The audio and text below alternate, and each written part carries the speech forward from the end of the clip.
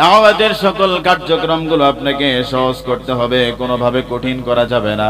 আপনি এমন ভাবে দাওয়াত দিবেন না যেভাবে মানুষকে দাওয়াত দিলে পরে মানুষের কাছে এটা কষ্ট মনে হয়, বোঝা মনে হয়। দাওয়াতের ভাষাগুলো খুবই সাবলীল হওয়া দরকার।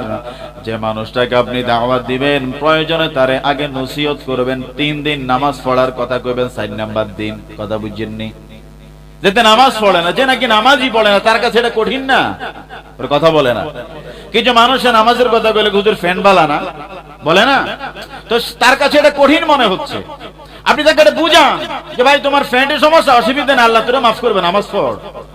ওর কথা বলে না। অনেক সময় ছেলেরা টুপি ছাড়া মসজিদে আসে, বলো এই বেটা টুপি ছাড়া নামাজ হয়নি রে, ওর কথা কয় না, বলে না? আরে টুপি তো সুন্নাতের আমল, নামাজ নিয়ে সব ফরজ। কথা বলেন না কেন? নামাজ তো ফরজ। ওই লোকটাকে নামাজ শিখুক, সে একদিন আস্তে আস্তে যে নাকি নামাজি, যে নাকি মুত্তাকি, সে তার জীবনের একটি সময় পরিবর্তন হতে হতে তার মাথার চুল কাটা থেকে শুরু করে পায়ের নখ কাটা পর্যন্ত ওই মানুষটার প্রতিটি কার্যক্রম সুন্নতের পাবন্দী হবে, তবে সময় লাগবে। কথা বলেন না কেন? সময় লাগবে কিনা? এখন আপনি প্রথম দিনেই তারে যদি আপনি হেডট্রেক করা শুরু করেন, মানে খুব কঠিন বুঝানো শুরু করেন, আমার নামাজ না পড়নে বালা। কথা বলেন। তাহলে মানুষকে দাওয়াতের কাজ কি করবেন? সহজ করবেন। ভাই আসো না, অসুবিধা নাই, লুঙ্গি সমস্যা তো, অসুবিধা নাই, আসো নামাজ পড়ো, টুপি নাই, অসুবিধা নাই, পড়ো না, অসুবিধা নাই, শুরু করো। তাহলেই না মানুষ সহজলভ্যে যখন সে নাকি নামাজ পড়া শুরু করবে, তখন সে নিজে চিন্তা করে পাঞ্জাবিটা কাট দিলে বোধ ভালো লাগতো। তখন সে নিজে চিন্তা করে মাথাতে টুপি নাই, হুজুর একটা টুপি দেন, নামাজটা পড়ি। কথা কন না? এই যে দাওয়াতি কাজ আপনাকে সহজ করতে হবে, কিন্তু আমরা কি করি? কঠিন করে ফেলি। বাচ্চাদের পরীক্ষার আগে আমরা এত চাপ দেই বাচ্চাদেরকে, এ ফলায় পরীক্ষা দিব কি, পরীক্ষার আগে তো ফেল করে বয়ে রয়েছে। তা আমাদের মুসল্লিদের অবস্থা হয়ে রয়েছে এরকম। এই জন্য আমরা দাওয়াতি কাজ সহজ করবো। বলেন দাওয়াতি কাজ কি করব?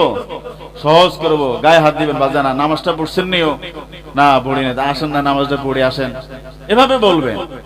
এই বেটা নামাজ পড়ছো না, তো নামাজ পড়ছ না, তোর আব্বার দ্বারা কয়েন কাম না, আমার আব্বার দ্বারা কয়েন, আমার এটা সিঁড়ি কেন, ওরা কথা কয় না। আপনি মানে রূঢ় ভাষায় কথা বললে হয় না, আপনি ভদ্রভাবে মুলায়েম ভাষায় ভালোভাবে বাজান আসেন না নামাজটা পড়ি, বৈশিষ্ট্য রয়েছে, আসেন নামাজটা পড়ি। তখন তার ভিতরে একটা চোট লাগবে, আমরা তো সুন্দর করে চলেন, ঠিক আছে। কিন্তু আমরা দাওয়াত দিই কিভাবে? এই বেটা তোর আব্বাদের আজকে ফোন দিবি, বেটা তোর রাস্তার ভিতরে বিড়ি গাছ এই করো সেই করো।